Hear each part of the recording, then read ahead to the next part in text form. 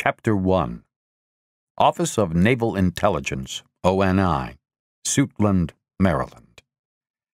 The massive Suitland Federal Center, located in suburban Maryland, just 8 miles southeast of the Pentagon, sprawled across 226 acres of grass, well-manicured shrubbery, and brick-and-mortar federal office buildings.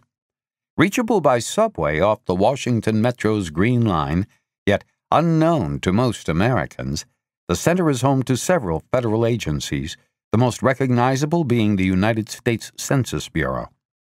From the Pentagon, the ride to Suitland by car was scenic, even on a barren mid-November day.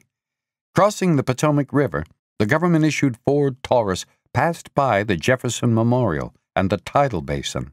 The reflections in the pools and basins of Washington's great monuments a reminder of the great force for freedom that America had been, still is, and hopefully will remain. But in a few short minutes, the images of grandeur disappeared as the Taurus left behind the glamorous buildings of government and drove into the crime-infested southeast sector of the city, past the Washington Navy Yard to the right and slumlord government housing to the left. In the front passenger seat, Lieutenant Commander Gunner McCormick, United States Navy, checked his watch. They had departed the Pentagon 30 minutes after the end of rush hour, with plenty of time to spare, unless one of those notoriously inconvenient Washington area fender benders paralyzed traffic. "We've got a few minutes, sir," said the senior chief petty officer driving the Taurus. "Be happy to stop and buy you a coffee." "Sounds great, Senior Chief," the commander said. "I could use the caffeine. Come to think of it, I could use a smoke." He checked his watch again. "But I'd rather be early than take any chances. How about on the way back I buy you a coffee, or, better yet, maybe something a little more substantial?" "That'll work," the senior chief said, sporting a sly grin as the Taurus rolled east across the Pennsylvania Avenue Bridge spanning the Anacostia River. Not much was said for the rest of the trip as the commander gathered his thoughts. 3 days ago, they plucked him off his ship in the Pacific, flew him to Hawaii, then to San Diego, and then to the Pentagon for 1 day. And now they were driving him over to Suitland to the Office of Naval Intelligence for a top-secret meeting about a top-secret subject. He still had no clue why he had been called. His boss at sea, Rear Admiral James S. Hampton, Jr., had not been too happy about it. But then, Admiral Hampton had not been happy about much lately. Gunner thought the Admiral had been on his case over just about anything and everything. He had no idea what was bothering him. Who knew? He had learned long ago that in the Navy, you don't second-guess the orders of your superiors. Half those orders never made sense anyway, and you don't try to read officers' minds. Flag officers, especially, could change their minds as quickly as the wind shifts directions. So, what was the point? They crossed the Maryland state line into Prince George's County. They made a right and then a left on Branch and Alabama Avenues, then stayed to the right for the final stretch along Suitland Road southeast. As they approached Gate 1, the drivers slowed down, then turned in. After presenting their credentials, they drove onto the grounds of Suitland Federal Center. The road dead-ended at Swan Road, the main corridor within the center. Most of the signs pointed to the left, toward the buildings of the giant U.S. Census Bureau. But the senior chief clicked on the right turn signal and made a sharp right turn. A moment later, they reached Gate 9 with its armed Marine Corps guards. A Marine staff sergeant snapped to attention and shot a sharp salute. "Good morning, sir," the sergeant said. "May I help you?" "I've got a meeting with the Admiral at ONI," Gunner said, referring to the Office of Naval Intelligence. "Aye, aye, sir," the sergeant said.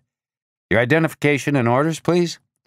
"Senior Chief," the commander said, "show the sergeant our papers." "Aye, sir." The senior chief passed the orders out the window. The sergeant studied the papers, then passed them back. He shot another perfectly stiff salute with precision like bearing. "You may proceed through the gate. ONI is in the building straight ahead. The duty officer is awaiting your arrival, Commander, and will escort you to the Admiral's spaces." "Thank you, Sergeant," Gunner replied, and the Taurus rolled through Gate 9 past 2 other Marine guards and parked near the National Maritime Intelligence Center building. Gunner stepped through the double doors into the marble-floored foyer. Flanking the entryway to the left was the flag of the United States. To the right was the U.S. Navy flag. "Lieutenant Commander McCormick?" A Navy lieutenant smiled and extended her hand. The gold cord hanging from her left epaulette designated her as an aide to an admiral. "That's me. My friends call me Gunner." "Yes, I've heard." Hers was a dimple-accentuated smile. "I'm Lieutenant Mary Jeffries." "You're the Admiral's aide?" "That's right." "Nice to meet you, Lieutenant." He released her handshake. "You too, Commander. I'll take you up to the conference room on the 6th deck. We have some background information for you to read. Then the Admiral and I will brief you." "Excellent," Gunner said, and followed around to the elevator. "But you can call me Gunner if you'd like."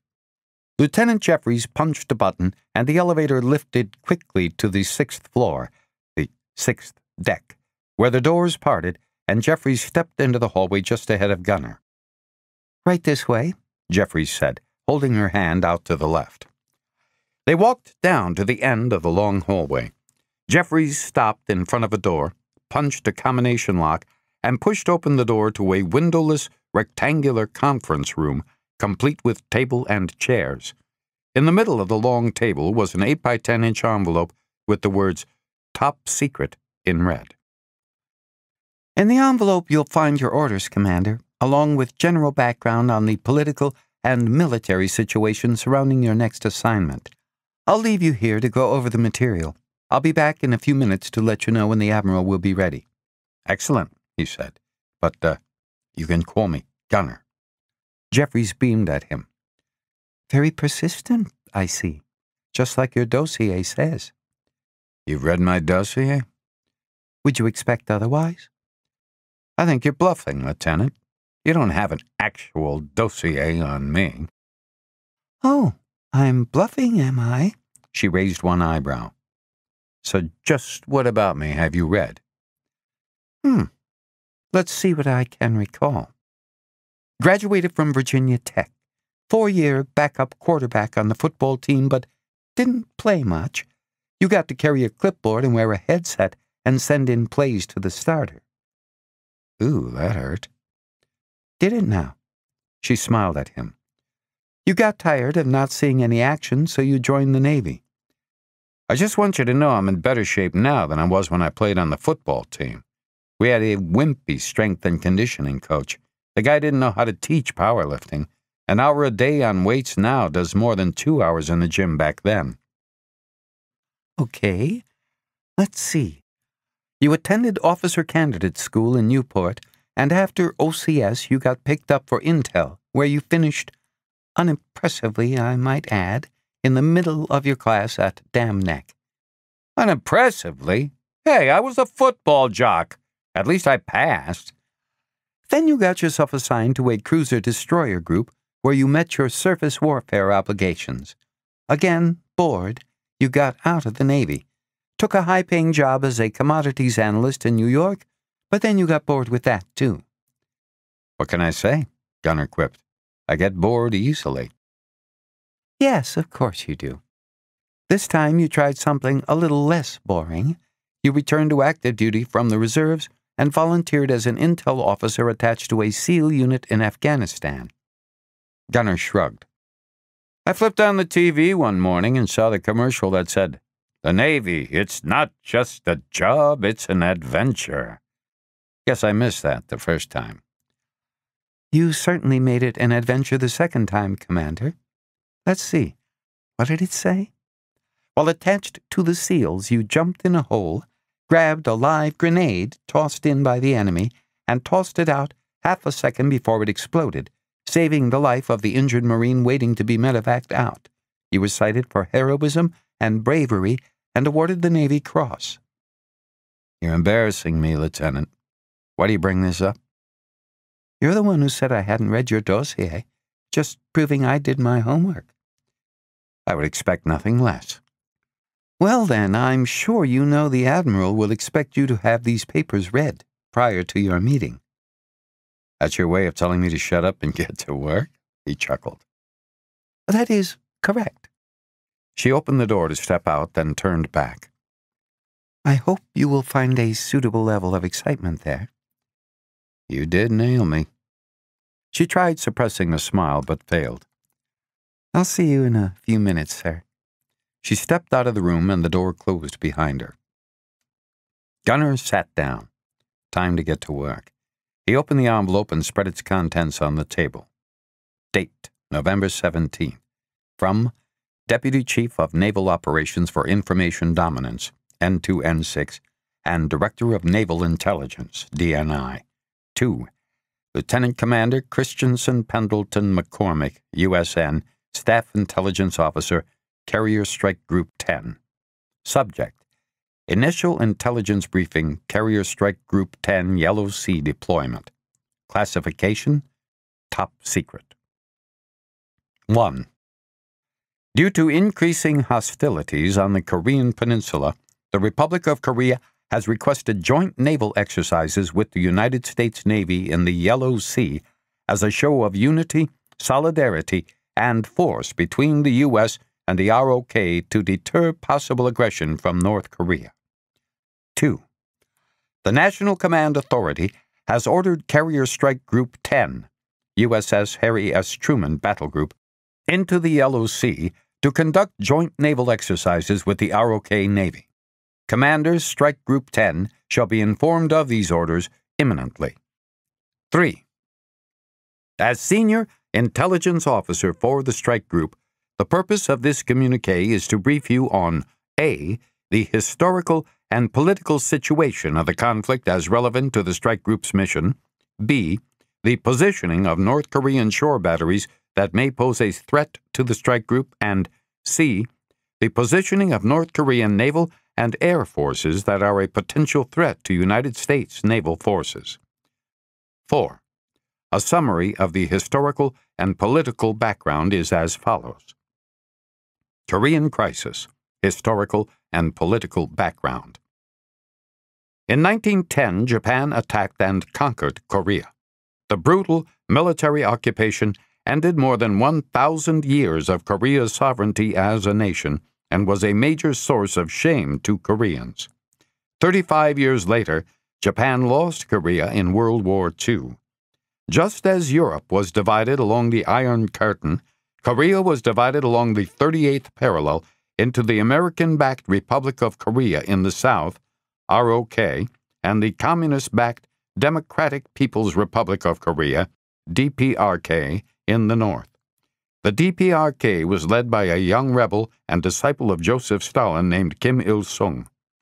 In 1950, Kim Il-sung invaded the South to unify the country. North Korean communist forces rapidly drove south, gaining control of almost the entire country before American and United Nations forces, under General Douglas MacArthur, executed a daring amphibious landing at Incheon, which decapitated the communist supply lines into the south. After Incheon, the military pendulum swung to the west. American forces pushed the communists back, driving them back into North Korea, their goal to obliterate the dictatorial regime in Pyongyang. But the surprise entry of overwhelming communist Chinese forces secretly crossing the border into North Korea changed the dynamic of the war. The U.S. and Korean forces that had advanced north toward the Yalu River border with China on the western side of the peninsula were driven back by the surprise entry of Chinese soldiers who had crossed secretly into Korea. On the eastern side of the peninsula, Chinese forces attacked the 1st Marine Division commanded by Major General O.P. Smith near the Chosin Reservoir on their push north. Surprised and surrounded by Chinese forces outnumbering it 8-1, the division, fighting in sub-zero conditions, rallied around General Smith and battled through Chinese fortifications, inflicting mortal damage to the enemy before returning south. Many have said that the Battle of Chosin Reservoir was the Marines' finest hour. In 1953, after 3 years of fighting, Korea remained divided in almost exactly the same place it had been divided before the war began, the 38th parallel. The armistice kept the two heavily armed warring armies separated 2,500 yards apart by a no-man's land now known as the Demilitarized Zone, the DMZ. As many as 4 million people died in the Korean War, which had some of the most brutal warfare the world has ever known. The U.S. dropped nearly 1 million gallons of napalm on North Korea. 18 of 22 major cities in the North were at least half obliterated. While most people think the war ended almost 60 years ago, there never was a peace treaty. More than 21,000 days later, the long ceasefire continues. North Korea remains the most oppressive regime on the planet. Although intelligence is somewhat sketchy, best evidence from eyewitness reports suggests that North Korea maintains several dozen forced labor prison camps, reserved primarily for political dissidents who dared to challenge the regime. These camps have been used over the years to dissuade political opposition. Even to this day, rumors have circulated and circumstantial evidence from the North has suggested that North Korea may be holding a few elderly American prisoners never returned from the war. "What?" Gunner mumbled aloud. He rubbed his eyes and reread the last paragraph. "Even to this day, rumors have circulated and circumstantial evidence from the North has suggested that North Korea may be holding a few elderly American prisoners never returned from the war. I can't believe this." He looked back at the communique. Due to the highly sensitive political nature surrounding enforcement of the tenuous nature of the armistice, the U.S. has been unable to confirm or deny the validity of such rumors. What the heck is that supposed to mean? Unable to confirm or deny? A knock on the door. Gunner heard someone working the combination lock, then the door opened. Lieutenant Jeffries was standing alone in the passageway. "The Admiral is ready for you now, Commander. If you will come with me, please." Gunner stood, grabbed the folder, and joined Lieutenant Jeffries out in the hall. His briefing with the Admiral would be interesting, but he knew that nothing the Admiral could say would erase the idea growing in his mind. American Marines could be alive in North Korea, and he intended to find them and bring them home.